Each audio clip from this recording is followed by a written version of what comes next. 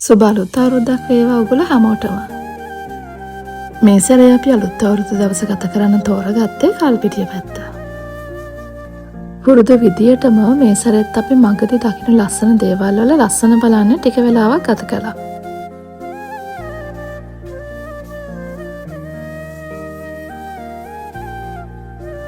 මෙතනින් තමයි අපි උදේට කෑම ගත්තේ. කෑම කාලා ටිකක් රෙස්ට් එකේ ඉන්න පුළුවන් වටපිටාවක් එතන තියෙනවා.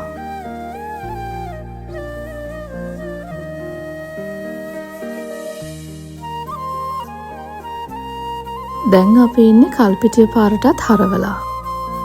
ලංකා සිටියේ මේ පේන අර චූටි අත දිගේ යන ගමන්.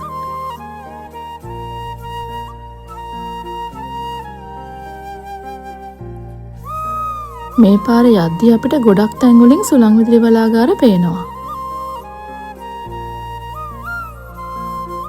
නොරොච්චෝලේ බලාගාර පාරෙත් අපි ටික දුරක් ගියා.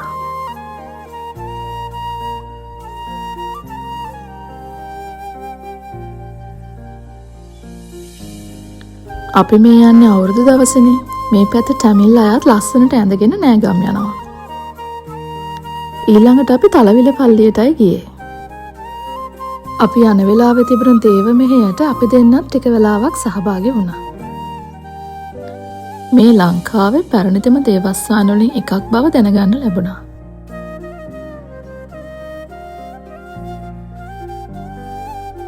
අද දවසේ අපේ ප්ලෑන් වලට අනුව තලවිල දේවස්ථානයෙන් පස්සේ යන්න තිබුණේ අපි නවතින හොටෙල් එකට.